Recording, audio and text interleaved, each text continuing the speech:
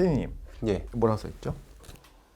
잠깐 쉬었습니다. 네, 잠깐 쉬었습니다. 야, 죽는 줄 알았네.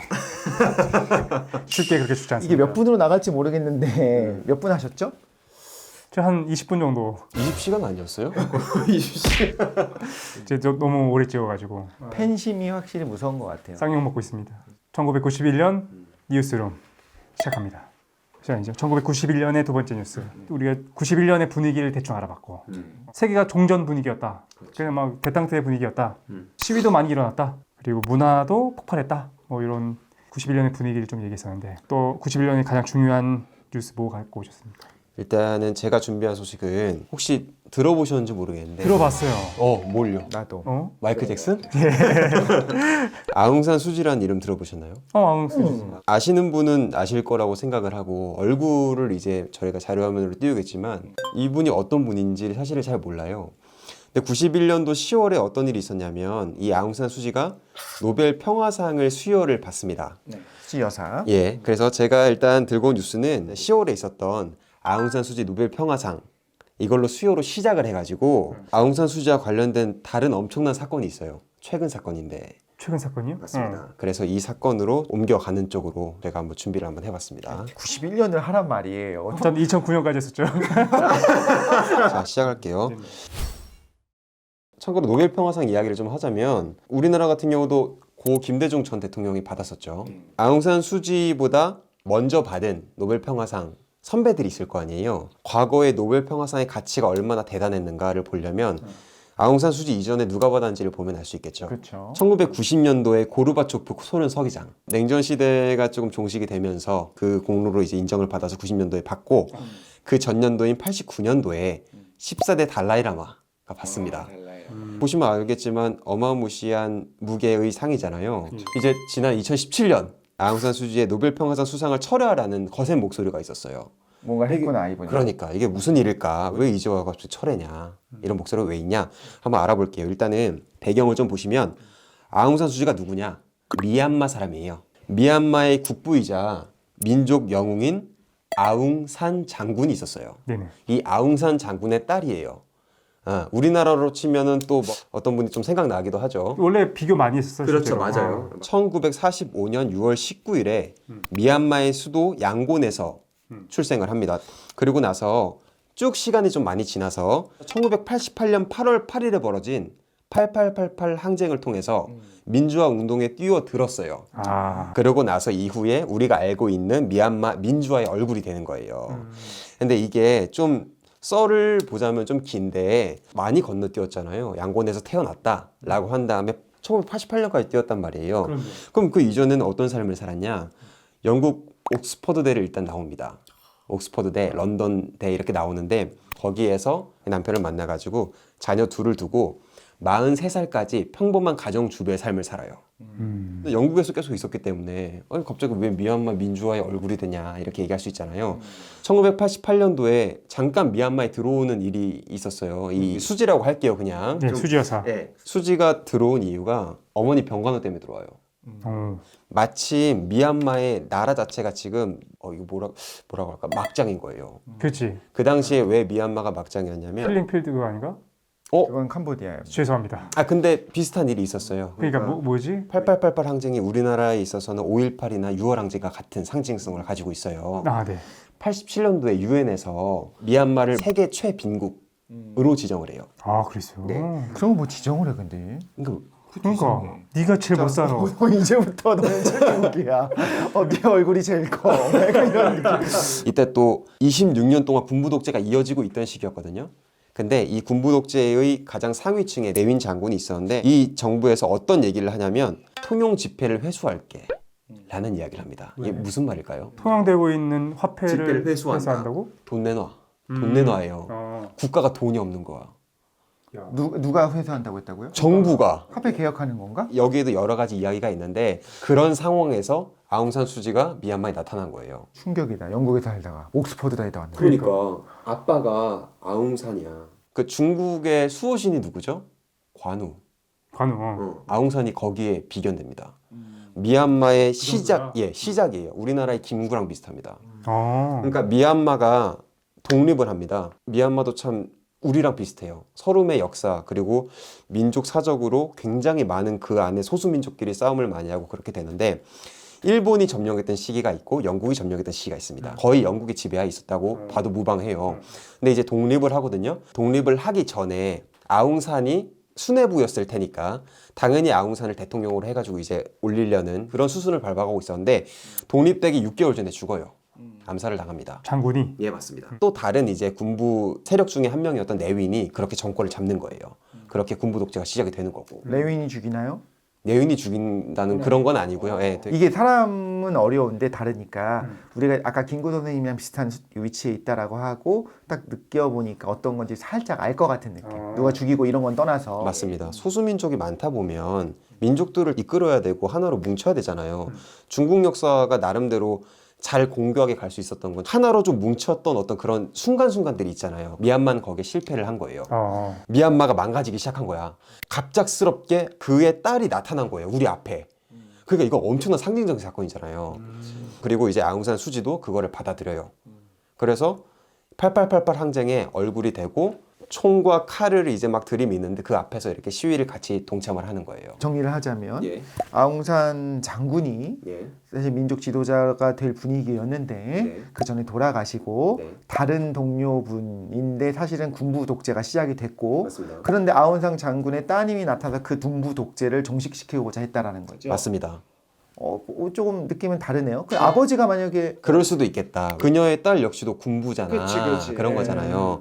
근데 아웅산 수지가 어떤 마음인지 솔직히 모르는데 아웅산 수지도 좀 유학하고 영국에서의 어떤 그런 것들을 맛보고 와서 오니까 우리나라가 너무 못 살고 너무 사람들이 힘들어 보이는 거죠. 김정은도 유학파고 그래서 그러니까 사실 그러니까 처음에 그런 얘기 있었잖아요. 유학파고 그쪽 서구 사회 그런 거를 생리를 아니까 좀 다를 거다라고 기대했는데 또 그렇지 않았던 것처럼. 근데 그 미얀마 사람들이 보기에는 이제 가지 않았던 길을 상징하는 사람이고 정통성도 찾을 수 있을 거고. 맞아요. 근데 지금이 워낙 막장이니까 그래도 또 영국으로 유학을 갔단 말이야. 영국 식민지였는데. 맞아요. 그것도 이제 양가 감정이 있을 수 있을 것 같아요. 일단. 정리를 하자면 실패로 끝납니다. 결국 내윈이 이기는 거예요. 내윈이 이기고 나서 수지는 가택연금을 당합니다. 6년 동안 가택연금을 당해요. 그거 되게 유명하잖아. 맞습니다. 이 가택연금 당한 동안에 노벨 평화상이 주어진 거예요. 왜 노벨 평화상이 갑자기 가택연금 기간에 주어졌느냐? 중간에 서방 세계가 미얀마한테 압력을 또 넣어요. 야, 니네 미친 거 아니야? 민주화 운동하고 이렇게 했는데 왜 얘네를 총칼로 죽여? 군부 정권도 쉽게 말하면 쫄은 거죠. 야, 그러면 어떻게 할까? 총선해. 해가지고 총선을 하게 된 거예요. 이제 수지가 당을 하나 만들어요. NLD라는 당을 하나 만들거든요. 요 이름이 이제 민주국민동맹이라는 당을 만들어요. 창설을 하는데 가택연금중에 총선이 이루어집니다. 그 총선에서 82%로 이제 득표를 하는 거예요. 같은 연금 중에. 맞습니다. 그러니까 사람들이 얼마나 민주화에 대한 열망이 강한가가 그때 드러난 거죠. 자, 그러면 그때부터 민주화되면 되지 않느냐? 근데 내윈이 그거를 또 무효로 만들어요. 다 잡아 넣는 거예요. 이런 상황에서 어쨌든 간에 수지가 지금까지 유례 없었던 상징적인 인물로 미얀마에서 존재를 했고 그 당시 91년이 다들 평화를 외치고 손에 손잡고를 이제 얘기하면서 노래 부를 것 같은데 수지가 나타난 거예요. 그러니까 노벨 평화상을 수지한테 줬다라는 그런 상징적인 뭔가 의미도 되는 것 같아요. 메시지도. 결과적으로 수지는 못 받았어요. 왜냐면 같은 연금 상황이니까. 그래서 못 받았어. 남편과 두 아들이 가서 받습니다. 그러고 나서 2012년도에 미얀마 국회의원 보궐선거에 당선을 합니다. 그러고 나서 정치인 생활을 시작하게 된 거예요. 9년밖에 안 됐습니다. 정치인 한 거에. 피우는 거예요. 정신. 저는 얼마 전에 미얀마 갔다 왔잖아요. 진짜? 그 세계 테마기로 갔다 왔잖아요. 네네네. 거기서 거기 현지인들한테 이것저것 다시 많이 물어봤거든요. 미얀마 일주일 갔다 왔어요? 좀 더 있었어요. 좀 더. 10일? 그런 거 갔다 왔으면 이제 미얀마 박사지. 야 10일 갔다 왔으면 다 알지 뭐. 형, 너 뭐하러 했어 이거? 얘기할 거야. 너 뭐하러 했어 이거? 2016년에는 이 NLD 당에서 대통령까지 배출을 하고 외무부 장관과 대통령 대변인까지 겸직을 하게 됩니다. 그러니까 이제 완전 국모가 된 거예요. 노벨 평화상 잘 받았고 그럼 민주화 잘 이룩했네. 근데 왜 갑자기 노벨상을 그렇지 환수를 하려고 그러냐. 음. 들어보신 분들도 되게 많으실 거예요. 로힝야족 난민 사건. 힝, 야. 로힝야. 그렇죠. 2017년 8월 25일 날 사실상 사건이 시작된 거예요. 물론 계기들은 굉장히 전부터 있었습니다. 대전차 미사일 등 중화기로 무장한 로힝야족 반군이 두 차례에 걸쳐 경찰 초소 수십 곳을 공격하여 1차로 30여 명의 경찰이 사망하고 부상자 수백 명이 발생하는 사건이 발생을 합니다. 자, 여기까지 읽으면은 로힝야족은 착한 놈인가요, 나쁜 놈인가요? 나빠 보이네. 그렇죠. 대전차. 그러니까. 반군 테러 거의 뭐 내전을 일으키려고 하는. 그렇죠. 자, 그래서 미얀마 정부군이 어떻게 대치를 하냐면 로힝야 거주 구역을 군사 작전 구역으로 아예 선포를 해버려요. 아, 그래서 군대를 진주시키고 반군과 전투를 벌이게 되죠. 반군이 되는 순간에 이제 군대가 들어갈 명분이 생기는 거죠. 그 그렇죠. 전까지는 경찰력으로 해야 되고. 자, 근데 문제는 이들이 건드린 게 반군만 있는 게 아닌 거예요. 민간인 거주지를 불태우고 로힝야족을 국외로 추방하고 있어가지고 이로 인해 약 60만 명, 그러니까 미얀마 내의 로힝야족의 70%가 집을 잃어버리고 방글라데시로 탈출한 상태인 것이 로힝야족 난민 사건이다 라고 정리를 일단 할 수 있을 것 같아요. 그러면 로힝야족 난민 사건이라는 게 2017년 8월 25일 이전부터 있었던 일이에요? 아니면... 맞습니다. 계속 가지고 있었던 일인데 결정적인 사건은 2017년도 그 경찰들 죽인 그 사건부터 시작을 하는 거예요. 뭐 여러 가지가 오래되네요. 사실 이런 것들이. 맞습니다. 소수민족에 대한 탄압과 하나로 융화되지 못하고. 근데 미얀마는 지금까지 소수민족들이 많이 있고 하나로 좀 융화되지 못해요. 차별도 많고. 왜 하나로 한대요? 왜 안 되냐고? 예. 그 말을 제대로 해봐. 제가 그거를 말씀드릴게요. 미얀마에 있는 부족이 몇 가지냐면 135개예요. 근데 뭐 많다 적다 때문에 통합이 안 되는 거 그런 건 아닐 거 아니에요? 이 안에서 굉장히 뭐 사소한 다툼이라든지 이런 것들이 많아서 하나로 뭉쳐지고 이런 게 쉽지가 않은 거죠. 그러니까 근대 국가로 이게 발전을 못한 거구나. 계속해서 그 정근대적인 모습. 맞습니다. 그것도 있지만 사실 이런 것도 있을 거예요. 결국에 항상 식민 통치를 했던 나라들이 문제가 되는데 영국이 어떻게 하겠는지 생각해 보면 돼요. 얘들 하나로 결집하게 안 놔두죠. 맞아요. 항상 그래, 항상. 큰일 났다. 지금 이거 스포를 하셨는데. 아 그렇군요. 괜찮아요. 그러지 않았을까? 왠지. 범인은 영국입니다. 의문이 좀 들긴 하잖아요. 왜냐하면 우리가 알고 있는 민주화의 얼굴을 생각을 하면 좀 뭔가 고고하면서 좀 이퀄리즘 그리고 좀 사람들이랑 다 같이 어울리는 뭔가 좀 인류애 이런 게 있을 것 같은데 국가가 소수 민족을 탄압을 한 거잖아요. 밀어낸 거니까. 심지어 군이 출동해서 그리고 플러스 아웅산 수지라는 노벨 평화상에 빛나는 평화의 얼굴이 묵인하고 있었다라는 것들을 무시할 수 없기 때문에 차치할 수 없기 때문에 이게 문제가 되는 거죠. 물론 수지가 침묵만 하진 않아요. 2017년도에 어디랑 인터뷰를 한 거 보니까 좀 약간 감정이 좀 드러나는 것들도 있더라고요. 로힝야족은 미얀마에 살잖아요. 근데 미얀마 사람이 아니요. 이 사람들은 벵골족이거든요. 인도 쪽에 가깝네요. 인도 방글라데시의 그 민족의 뿌리가 있는 거예요. 그러니까 사실은 미얀마 사람이랑 좀 다른 거야. 거기 있다 보면 미얀마 사람들이랑 이게 딱 티가 나요. 정말 까만 분들이 있어요. 맞아요. 심지어 저한테도 뭐라고 했냐면 그 가이드랑 해주는 분들이 저분들이랑 말을 조심해서 해라. 왜냐면 그분들이 못 돼서가 아니라 그분이랑 이야기하고 있는 나를 다른 미얀마 사람들이 보면 보니까. 저 사람을 보고 만나서 이야기를 하다가 와갖고 나한테 말을 걸면 피할 거라는 거예요. 저 하층민이랑 얘기하고 있는 얘 나한테 더 이상 인터뷰를 안 해줄 거라는 거야. 난 가면서 인터뷰를 해야 되잖아요. 인종적으로 계속해서 차별이 계속 뿌리 깊게 있는 거네. 중요한 건 여기서부터인데 이슬람의 기반을 둔 벵골인이에요. 그러니까 미얀마의 종교는 뭐냐? 불교입니다. 종교도 다르고 피부색도 다르고 심지어는 한번 질문을 해볼게요. 미국이나 영국이 흑인의 언어를 배웠을까요? 백인들은 굳이 노예의 언어를 배울 필요가 없잖아요.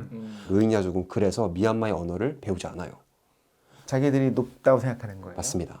미얀마어가 제가 갔었을 때는 그 표준 언어가 없는 것 같을 정도예요. 남부로 내려가니까 좀 많아가지고 그 사람들도 거의 못해요. 그래서 지역마다 가이드를 따로 썼어요. 꼭 로힝야족이 아니더라도 그 남부 쪽 사람들이 자기네 말만 하지 미얀마를 못해. 미얀마 말 한마디만 해줘요. 밍글라바.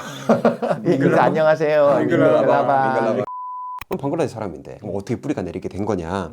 아까 잠깐 나왔지만 인도랑 방글라데시를 점령한 대영 제국이 미얀마까지 정복에 성공을 해요. 영국이 이제 어떤 생각을 하게 되냐면 이 괴뢰 정부를 내가 바로 다스릴 수도 있지만 뻗쳐 나가는데 바쁜 사람이라면 무조건적으로 거기에 우리나라 사람을 수뇌부를 두고 그렇게만 하진 않거든요. 우리 편으로 만든 사람들이 있을 거란 말이죠. 인도 그리고 방글라데시 그쪽에 벵갈인들이 그래서 그 사람들을 중간 지배계층으로 앉히는 거예요. 바로 그들이 로힝야족의 조상이라고 추측이 됩니다. 그러니까 자기들이 높은 사람이라 생각한 거구나. 맞습니다. 영국 식민통치 시대에는 더 높은 계급이었었던 거지. 그렇죠. 그래서 그렇게 이주를 하게 된 거예요. 원나라의 색목인 같은 건가요? 네, 맞아요. 비슷합니다. 예전에 생각난다 막 그런. 일제 강점기 때도 일본이 우리 국민들을 간도로 뽑아서 가는 경우가 있어요. 그래서 간도 사람들을 지배하기 위해서 중간 지배계층을 준 거예요. 그러니까 비슷한 일들이 굉장히 많았어요. 그러니까 간도 사람들이 조선 사람들을 미워하는 거랑 비슷한 거예요. 미얀마 사람들이 로힝야족을 싫어하는데 어느 정도 이유가 있다라는 계기가 뭔가 보이죠. 미얀마 분이세요? 왜 이렇게 잘 알아? 너무 잘하는데? 한국사를 그렇게 공부를 해. 하라는 공부를 할 때 안 하고 말이야. 국사는 다 틀리는데 미얀마사 다 맞아. 자, 그래서 그들이 그렇게 이주를 하게 된 계기가 대영제국 때문이었다. 그렇게 시작이 된 거고, 영국인들은 이 벵골인들한테 어떤 혜택을 주냐면 고정된 세금만 내면은 이 땅에 대한 소유권도 넘겨줄게. 이 농장 네 거야. 이렇게 한 거예요. 그러니까 나는 벵골 쪽에 있으면 가난한데 여기 있으면 일확천금이 되는 거예요. 당연히 오지. 그래서 이 과정에서 로힝야족은 미얀마의 모든 소수민족과 버마족, 서구사회에서는 미얀마라고 하고 수지나 민주화, 그렇죠. 민족주의자들 그리고 민주화를 이룩한 사람들은 버마라고 부르길 원해요. 미얀마라는 이름이 그 군부 독재 시절에 했었던 이름이라서 그걸 지우고 싶어 맞습니다. 하더라고요. 대다수가 버마족이기 때문에 이 소수민족과 버마족의 공공의 적이 됩니다. 들어보니까 회의하기 힘들겠다. 그러니까 우리로 따지자면 뭐 친일파 청산이 아닌 여기선 친영파 청산 약간 그런 느낌이네요. 맞아요. 거기다가 우리 이웃이 친일파가 된 게 아니고 외부에서 들어온 거야 막 우르르하고. 딱 봐도 다르고 말도 안 통하고. 우리를 착취했고. 여기에서 조금 더 기가 막힌 사건들이 발생해요. 안 그래도 지금 굉장히 얽히고 설켜 있잖아요. 마치 뭐 DNA 것처럼. DNA는 굉장히 깔끔하고. 죄송합니다. DNA는 여러분 DNA 이렇게 꼬이는. 하지만 얽히고 설킨 건 아니고 얼마나 또 그 맞아요. 정교한 건 알고 있어요. 맞아요. 정교한데. 순간 확 화가 나. 1941년도에 2차 세계대전의 일환으로 태평양 전쟁이 일어나게 돼요. 그죠? 그럼 이때 이제 미얀마인들이 영국으로부터 지금 지배를 받고 있으니까 해방이 되고 싶겠죠. 그래서 해방시켜달라고 일본한테 붙어요. 그래서 일본이 그런 약속을 해요. 야, 그러면 저기 로힝야가 빼앗아 갔던 농경지들 다 돌려줄게. 그리고 실제로 3년 동안의 지배가 시작이 돼요. 일본이 잠깐 동안 이 미얀마를 점거를 하게 되는 때가 있거든요. 그때 영국이 잠깐 물러납니다. 그리고 그때 지배계층이었던 로힝야족이 반전이 시작되는 거예요. 그렇구만. 나 92년에 할 거예요. 이런 내용이 살짝 나오긴 해요. 아, 그래요? 아 그래? 아 우리 다 뭐 짠 것처럼 비슷한 거 좀 하네요. 듣다 보니까. 그래서 어쨌든 미얀마인들은 일본군에게 협조적으로 대했고요. 그러고 나서 이제 일본군들이 그런 약속을 지키는 거예요. 벵골인들의 농장을 해체해가지고 다시 미얀마인들에게 돌려줬습니다. 이미 그때는 100년 이상을 여기서 지배계층으로 살아왔어요. 100년이 넘었어요. 예, 이미 100년이 넘었던 때였어요. 그러면 그 벵골인 한 3세 정도 되면 이제 억울하지. 애매한 거지. 그냥 잘하다가 나는 그렇게 했고 나름 그러니까. 친일파들도 자녀들이 그런 게 있었다고 맞아요. 해요. 딱 광복이 되는 순간에 2세, 3세 같은 경우에는 그 조선인 친구들이랑 친구로 지냈고 일본이었어 그때 조선이. 근데 어느 날 갑자기 광복이 됐다고. 근데 난 친구인 줄 알고 다시 갔는데 날 죽이려고 하는 거야. 꺼지라고 하는 거야. 조선에서 태어나서 자란 일본 애들의 입장에서 쓴 책들도 있고 하더라고요. 애매하겠다. 애매하지. 애매한 상황이 된 거예요. 너무 굉장히 오랫동안. 애매하지. 근데 이건 100년이었잖아요. 거의 100년을 살아온 로힝야족이 이제 일본과 미얀마인들을 동시에 미워하게 되는 거예요. 근데 그런 상황에서 영국이 이걸 보고 있었어요. 야, 요거를 그러면은 로힝야족을 무장을 시켜서 일본을 공격하게 해야겠다라고 생각을 해요. 아 영국은 난 별로 안 좋아해. 로힝야족한테 무장을 시켜줬더니 얘네가 일본군한테 안 가. 어. 미얀마인들을 죽였어요. 아. 왜냐면 일본군이 일단 막강했겠죠. 그 실제로 미운 거는 100년 동안 쌓여있던 미얀마인들이. 그렇지. 그러니까 일본군이 지금 그게 문제가 아닌 거예요. 그러니까 진짜 말도 안 되는 일들이 벌어진 거죠. 역사가 꼬이기 시작하면 이렇게 꼬일 수도 있다는 걸 보여주는구나. 그 거기다 무기를 팔아먹은 영국이 잘못한 거 아닙니까? 그렇죠. 맞아요. 그러면서 사과도 안 해. 난 진짜 유럽 애들 참 별로야. 그러면 유럽 대표에서 사과 한번 하세요. 되게 그러면서 막 나중에 대선을 뭐 자기네들 식민 통치했던 거 하나 사과도 안 하면서 되게 자기네 정의로운 척 막 인권 하죠. 어우 영국이 마음에 안 드시는군요. 나중에 유럽 일 갈지도 모르니까 또 돌뿌리 맞지 큰일 나는 않기 거 위해서 아니에요? 영국 청년들 청소년들이 또 나 알아보고 네. 이 방송은 영국인들도 볼 테니까. 할 때 이제 반성해야 됩니다. 그래서 로힝야족이 미얀마인들을 공격을 하면서 주 중에 아라칸주라고 있어요. 이 아라칸주에서 1942년도에 아라칸인들만 2만 명이나 죽여요. 그런 사건이 벌어지고 또 보복을 하겠죠. 그리고 로힝야족도 5천 명이 죽습니다. 그러니까 이런 것들이 계속 또 얽히고 설키게 된 거예요. 영국 화가 나. 이스라엘도 영국 때문이잖아. 그죠? 중동의 그 문제도 다 영국이 통치했던 나라들이 지가 그냥 쏙 하고 빠져나가면서 이렇게 된다니까. 똥을 남이 치웠어. 본인이 치우고 갔어야 되는 똥을. 그러니까요. 그런데도 많은 사람들이 아직까지 영국을 되게 좋아한다. 그치? 너희들 야 니네가 와서 지배계층해. 니네가 와서 뭐해 하고 막 서로 막 이렇게 헐뜯게 했던 데는 그 나라들은 또 영국은 안 싫어할 수도 있어요. 맞아. 근데 자기네끼리 미워하는 거지. 그래서 1948년 미얀마는 영국으로부터 독립에 성공을 합니다. 근데 이때 영국이 내건 조건으로 우리가 빠지면 로힝야가 죽을 것 같은 거야. 미안했으니까. 그래서 이제 서방 세계랑 같이 미얀마한테 얘기하는 거야. 약속 하나만 해줘. 야, 로힝야 애들 죽이지 말고 자리 좀 해줘. 그런 다음에 다 같이 잘 지내면 좋잖아. 이렇게 해서 의회에도 로힝야족의 자리를 마련해주고 하거든요.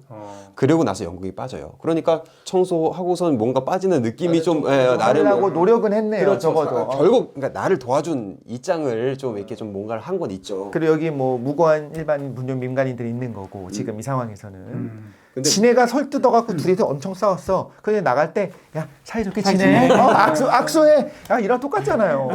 사실 말도 안 되는 거지. 그러니까 로힝야족이 그러면은 이제 화해한다 이렇게 되고 있었는데 아웅산이 그래서 소수민족들이랑 다니면서 그래 화해합시다 이러면서 이제 마치 넷을 만들라처럼 그렇게 뭉치려고 했어요. 근데 아웅산이 죽은 거예요. 그러고 나서 내윈이 들어섰는데 내윈이 서방 세계의 약속을 하나도 안 지키고 그치, 또 완전 독재를 했죠. 로힝야족을 시민권 박탈 쫓아내요. 어디로 쫓아내냐면 딴 나라로 못 쫓아내니까 미얀마의 서해안에 라카인주라는 곳이 있어요. 이 라카인주와 방글라데시가 인접해 있습니다. 얘네가 알아서 방글라데시로 갈 수 있게 라카인주로 다 쫓아내는 거예요. 근데 2012년도부터 조금씩 사건이 터지기 시작하는 거예요. 첫 번째로 2012년 5월 28일 저녁 로힝야족 남성 3명이 라카인족 여성 1명을 강도 살해하는 사건이 발생해요. 그러면서 경찰이 이 3명의 용의자를 체포해서 이송을 했으나 토박이면 라카인족이겠죠? 그죠? 자, 라카인족이 분노를 해요. 똑같이 보복을 해야겠다. 저 로힝야 애들 3명이 저 버스에 타는 것 같아. 그래서 버스를 이제 불살라 이제 없애는데 그 세 명은 그 범인 세 명이에요? 아니면 범인 3명이 그 버스에 타고 있다고 생각해서 전복시키고 이제 없앤 버스에 10명의 사람이 있었는데 그 3명은 거기 없었던 거예요. 무고한 사람을 무고한 사람, 무고한 로힝야 10명을 죽인 거예요. 그렇게 또. 그러니까 꼬여도 이렇게 꼬일 수가 없어요. 계속 꼬이는구나. 계속 꼬이는 거예요. 로힝야족이 또 가만히 안 있어요. 이에 대한 보복으로 6월 8일 라카인족 마을을 습격하여 집에 불을 지르는 등 폭동을 일으켰고 12명 이상의 불교도 사망자가 발생하였다. 이게 무슨 말이냐면 얘네가 이슬람이잖아요. 무슬림인데 종교적으로 박해를 당했을 때도 있었어요. 1948년부터 독립을 했기 때문에 계속 당한 거예요. 무슬림도 엄청난 탄압을 받긴 하거든요. 그러니까 얘네는 종교적으로도 불교는 완전 적인 거예요. 그래서 어떤 일들이 발생하면 어린아이, 뭐 여자 할 것 없이 죽이지만 꼭 승려를 찾아 죽여요. 사찰 태우고. 2014년에 다에시라고 아세요? 다에시? 다해시? 다에시. 극단주의 무슬림 파 있잖아요. 걔네가 나라를 세워요. IS. IS. IS에 충성을 맹세합니다. 로힝야족이 지금 다이시에게 충성을 맹세한다고요. 거기 우리가 그 IS 지부에 들어가겠다 말하잖아요. 이런 맞아요. 식으로. 네. 왜냐면 우리도 극단주의적이고 너희도 극단주의적이잖아. 우리 박해받고 있잖아. 충성 맹세하고 도와줘. 그러니까 IS랑 손을 잡은 거예요. 로힝야가. 나 정말 이건 뭐 참 판단 중지할 수밖에 그치, 없겠다. 이게- 이거 진짜 참 어렵다 이거. 이제 골치 아픈 문제가 계속 심화되는 거죠. 그러니까 극단주의 반군이 조직적으로 승려를 참수해요. 불교 신자들이 탄 버스를 습격을 해가지고 수십 명씩 살상했고, 그리고 인근 불교도 마을을 공격하여 방화, 살해, 강간하는 사건을 일으킴으로써 로힝야에 대한 강경한 처분을 주장하는 미얀마 내 강경파가 있을 거잖아요. 그들한테 명분을 주어지는 거예요. 명분이 같네, 충분하네. 그렇죠. 한 번도 아니고 여러 번을 했으면 사실 명분이 엄청나게 그쪽 가서 안 그래도 눈엣가시였는데. 이게 아까 제가 맨 처음에 말씀드렸던 2017년도 8월 25일 그 사건의 직전까지 이런 일들이 발생됐던 거예요. 아웅산 수치가 묵인할 수밖에 없었겠다. 이건 어쨌든 2014년도 내용이고 2016년도에 잠깐만 우리 91년 아니었어? 그래서 시청자분들도 좀 정리되었을 거예요. 이 정도 됐으면 야 이건 진짜 첨예한 대립이긴 하지만 로힝야족 문제가 있네 라고 생각을 하죠. 우리가 보통 보는 유니세프나 보여주는 난민의 모습들은 불쌍합니다.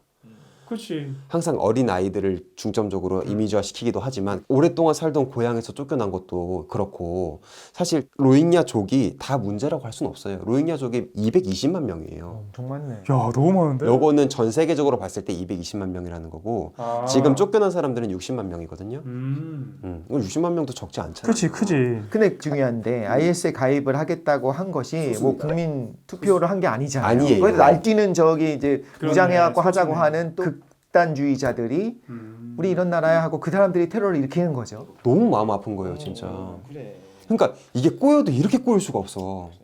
왜냐하면 이거는 로힝야족 전체의 목소리라고도 할 수 없거든요. 그렇죠. 그게 중요하지 사실. 맞아요. 국경으로 막 밀어낸 거. 그럼 바글라데시랑 외교적 문제가 크게 발생했겠네. 진짜 우리가 그 키워드 살짝 알고 네. 대충 아는 상황에서 남을 판단하기는 이렇게 쉬워요. 근데 그러니까. 디테일 안에 들어가면 어쩌면 이렇게. 저번 주에 우리가 그 마이클 잭슨에 대해 했잖아요. 네. 키워드만 있으면 그 사람을 그냥 그렇게 몰아내는 건 정말 쉬운 문제인 것 같아요. 나도 그냥 아웅산 수치 뭐 문제 있나 보다 그냥 생각했었는데. 그러니까. 이렇게 쉽게 판단을. 그럼 그분들은 이제 그러면은 국경산 그 근처에 개장이 있는 거예요? 바다 쪽이었던. 바다 쪽도 있어요. 그러니까 보트핍을 따로 그리고 그 국경 넘어, 맞아요. 그쪽 이렇게 해가지고 이제 황야에 계신 분들 따로 이렇게 해서 이렇게 있는 건데, 자 결말입니다. 수지가 침묵을 지킬 수밖에 없는 이유. 일단 기본적으로 총선에서 계속 승리를 하고 있고 대통령도 이제 배출하지 않았습니까? NLD에서. 근데 이제 소수 민족이 아웅산 수지의 손을 들어준 거예요. 그런 상황에서 이 라카인주의 라카인족도 여기에 포함되어 있죠. 미얀마 사람들은 전체적으로 로힝야족을 싫어하고 2012년도부터 정치 생활을 시작해서 아직 10년도 안 됐는데 갑작스럽게 야 이제는 로힝야 용서합시다. 이렇게 되면 소수민족이 반기를 들고 정치적으로 뭐 불안정해지겠다. 군수통권은 우리나라는 대통령이 갖고 있잖아요. 미얀마는 대통령이 갖고 있지 않습니까? 군부가 있어야죠. 그래서 그렇기 때문에 이게 완전한 군부 독재가 끝났다라고 이야기하기에는 아직 미얀마의 봄이라고 얘기할 수가 없어요. 그리고 아까 얘기가 잠깐 나왔는데 2017년도에 어디랑 인터뷰를 할 때 그래서 로힝야가 꼭 착한 것만은 아니야. 이런 식의 인터뷰를 합니다. 물론 제가 지금 워딩은 지어낸 거예요. 근데 워딩의 성격을 살펴보면 그렇게 좀 추측을 할 수 있죠. 선량한 사람들을 어떻게 이렇게 할 수 있어요? 하면 꼭 그런 것만 아닙니다. 그래. 좀 면면히 살펴봐야 됩니다. 맞아. 약간 그런 그런 거죠. 식으로. 근데 이제 잘 내용을 모르는 사람 멀리서 봤을 때는 핑계. 수치가 왜 저렇게 얘기를 해? 라고 얘기할 수도 있죠. 자기도 그렇게 당했었으면서. 그래서 수지가 침묵을 지킬 수밖에 없는 이유 두 가지죠. 첫 번째, 소수민족의 힘으로 대선 및 총선을 승리했기 때문에. 두 번째, 민족이 갖고 있는 케케묵은 원한. 이 두 가지 때문에 이 문제에 대해서 얘기를 할 수가 없는 거예요. 좀 드릴 수도 없고. 그러니까 분리 독립 뭐 얘기도 나오고 있어요. 왜냐하면 라카인주 자체가 거의 로힝야족이 많이 있기 때문에 진짜 제3자에서 얘기하기는 정말 쉬운 것 같아요. 야 평화롭게 해 좀. 친하게 지내. 어? 잘 지내봐. 그래 좀 왜 이렇게 싸워. 거기 떼주라. 아주라. 이거랑 똑같죠. 그러니까 남이 보기엔 정말 쉽게 얘기할 수 있는 거죠. 그런 상황인 겁니다. 그래서 뭐 국제사회는 왜 아웅산 수치에게 책임 전가하느냐, 뭐 강대국의 뭐 프레임 전략인 것 같아요. 프레임을 좀 씌워서 아무래도 좀 이야기를 좀 쉽게 풀어나가기 위한 그런 것이 아닌가라는 생각도 들고요. 이 비슷한 얘기가 또 저도 나중에 나올 거라서 지금 미리 좀 생각나는 게 있어서 그러니까 쉽게 말하는 건 아니에요. 우리도 그런 정말 피눈물 나는 역사가 있으니까 하는 말이지만 하나의 인격체로 보면 안 되는 것 같아요. 특히 민족이라면. 민족이기 때문에 하나이다라고 보는 순간 너무 위험해지는 것 같다는 생각이 들어서 너희들 안에 우리한테 폭력을 쓰는 사람들이 있었잖아. 너희들 그냥 안 되겠다. 너희 민족은 다 이렇게 해라 하면 안 되고 그래도 경찰을 여기 들어가서 폭력 시위를 하려고 하는 사람들을 어떻게든 색출을 하고 그 안에서 두려움에 떨고 있었고 미얀마 인족, 그러니까 미얀마인으로서 친화되고 싶었던 수많은 더 많았을 거라고 저는 당연히 믿거든요. 그렇게 했어야 되는데 우리도 과거에 그러지 않았거든요. 맞아요. 그냥 몰아버리고. 그럼 지금 여러 가지 논란은 있지만 로힝야족을 밀어냈고 뭐 5년, 10년, 20년 지나면은 사람들이 혀를 끌끌 차면서도 어쨌든 미얀마는 안정적이 될까요? 다 지금 없는 상황이거든요. 완전 다 밀어낸 건 아니에요. 60만 명, 그러니까 70% 정도가 지금 나가 있는 거고요. 30%가 아직까지 있습니다. 그러니까 이 라카인주에 몰아 넣었다고 해서 완전 다 몰아 넣은 건 아니고 잘 융화된 그 로힝야족이 있을 거란 말이죠. 그렇기 때문에 그 30%가 아직까지 남아 있는 상황이에요. 결론적으로는 국제사회에서는 지금 이것을 비난하고 있지만 미얀마 내에서는 오히려 공교해졌다라고 볼 수 있어요. 근데 오히려 수지 인기는 떨어졌다고 합니다. 국민들은 좀 민족적인 측면에서 좀 강경한 대응을 하길 바라는 건가? 글쎄요. 저는 좀 생각이 다른데 그것보다는 더럽혀졌다고 생각을 하는 것 같아요. 민주화의 얼굴이잖아요, 수지가. 이 민주화의 얼굴이 노벨 평화상을 받고 나서 우리들의 적이었던 로힝야족을 밀어내죠. 밀어내는데 전 세계 사람들이 수지를 비난을 하는 거예요. 성자였으면 좋겠는데 그건 아니게 돼버린 거네요. 그렇죠. 그죠? 약간 좀 어떻게 보면은 지금 수지가 앉아있는 자리 자체가 독이 든 성배라고 볼 수도 있는 것 같고 그래서 국민들은 다시 군부 정권을 원한다는 목소리가 좀 있어요. 강력한 그 힘을 기반으로 해가지고 서열 정리가 되고 질서가 서기를 원하는 사람들이 뭐 항상 있으니까. 그럼 이거 준비를 하시면서 많이 이제 미얀마 사람들의 마음과 로힝야족의 어떤 그 상황들을 파악을 하셨잖아요. 피디님 생각에는 좀 그래도 우리가 함부로 얘기할 수는 없지만 그렇죠. 공부하시다 보니까 어떻게 하는 게 좋겠다는 생각이 드셨나요? 해결 방안이 있습니다. 해결 방안. 해결 방안은 갖고 있다고 아까 전에 그랬는데 내가 이 문제 풀겠다고 막 아까 전에. 저를 내세워 주시면 막 대통령 저는 한 3일 봅니다. 대통령이지. 암살 당할 때까지. 맞아. 3일. 어쨌든 이게 어디서부터 문제가 꼬였지를 보면 대영 제국이 문제입니다. 영국이 만약에 정말 인도적인 차원에서 많은 도움을 주고 싶다라고 예를 들면 그렇게 하지 않겠지만 밝혔다면 그럼 무슨 책임을 질 수 있을까요? 경제적 지원밖에 없지 뭐. 그거밖에 없는 것 같아요. 지금 뭐 사과하는 방법이라든지 그런 것들이 사과한다고 뭐 되게. 그러니까 메르켈 총리처럼 무슨 이거 한다고 해서 달라지는 것도 없고. 그리고 사실은 우리가 뭔가 오해하고 있는데 그 독일이 유대인들한테 이제 사죄했던 거는 식민지로서 사죄한 것이 아니라 같이 살았던 이제 같은 시민들이었잖아. 그러니까 사과한 거지. 제국주의 사회가 제3세계에 사과한 건 한 번도 없어요. 그렇죠. 어쨌든 잘 들었습니다. 원래 이게 무슨 뉴스냐면 1991년에 수치 여사가 노벨 평화상을 받았구나.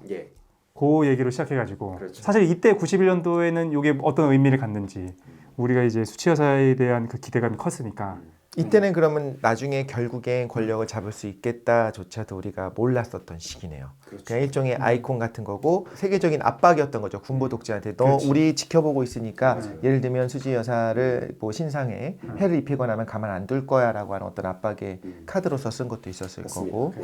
근데 그때는 우리가 볼 수 없었지만 우리 이제 2020년의 관점에서 보니까 여러 가지 문제들을 안고 있었구나. 진짜 마음이 아프네요. 근데 비슷한 것들이 우리 안에도 있었고 이런 생각하지 않아요? 이제 현대 이제 공권력이라고 하면 아버지가 정말 너무 미친 놈이야. 지금 연쇄살인을 막 쾌락살인을 막 저질러서 수십 명을 죽이고 다녔어. 그렇다고 해서 그 뭐 아내나 그 아들이나 딸이나 그 가족들 그 부모나 건드리지 않아요. 당연히 그건 너무나 당연한 사실이에요. 그 국민의 일원이라면 잘못을 저지르는 사람을 끝까지 찾아야 되고 또 무고한 또 억울한 희생자를 만들지 않는 게 현대 형법에서의 제1원칙 중에 하나잖아요. 비슷하게 좀 더 확장하자면 어떤 마을에서 테러리스트가 그 안에 숨어 있어. 근데 뭐 전쟁 중이라면 또 다를 수 있어요, 어쩌면. 근데 전쟁이 아닌 상황에서 그 마을 주민 중에 몇 명은 거기 동조도 하는 것 같아. 하지만 마을 주민 중에 몇 명은 그걸 반대하고 두려워하고 그 사람을 쫓아내고도 싶어 하는 것 같아. 근데 어쨌든 너네 마을 안에 있잖아. 너네 마을 전부 다 추방, 죽이겠어, 없애겠어, 태우겠어. 이게 말이 안 되는 거잖아요. 이게 정말 정신없던 시기에 있었다고 한다면 가슴 아픈 역사지만 그럴 수 있겠다 싶은데 2017년에 있었다고 하니까 그리고 우리가 흔히 말하는 미얀마의 이미지가 있어요. 굉장히 가난한 나라, 그 독재가 오래 있었던 나라, 최빈국 중에 하나 그런 나라라고 생각했다면 그런 나라니까 그런 게 있을 수 있지라고 생각하는데 저는 또 그 자리에 갔었잖아요. 제가 봤던 미얀마의 인상은 그렇지 않았거든요. 되게 사람들은 친절하고 되게 자신감 넘치고 자존감도 높고 그리고 적당한 종류의 그러니까 밍글라바하고 그 나라 말을 하면서 인사하는 순간 웃어줘요. 그 전까지 안 웃어요. 봐도. 대처까지도 아니지만 무관심하고 사실 호기심도 있을 수 있겠죠. 이렇게 힐끔힐끔 쳐다보는 건 있을지라도 그런데 그 말을 하면서 정말 친화적으로 존중하면서 다가가면 그때 마음을 열어요. 그리고 돌아다니다 보니까 체계가 잡혀 있어요. 여기는 이제 올라갈 것만 남은 나라다라는 생각을 했었어요. 군부 독재도 끝났고 이제 민주주의가 시작되었고 근데 또 이런 아픔들이 최근에 있는지 몰랐거든요. 참 이게 마음이 아프네요. 그렇구나. 재밌게 잘 들었고 예. 1991년 뉴스 두 번째 시간 좀 진행해 봤습니다. 우리가 잘 모르는 좀 미얀마에 대한 뉴스를 좀 다뤄봤는데 다음 시간에 91년도 더 재밌는 뉴스로 돌아오도록 하겠습니다. 고생하셨습니다. 감사합니다. 감사합니다.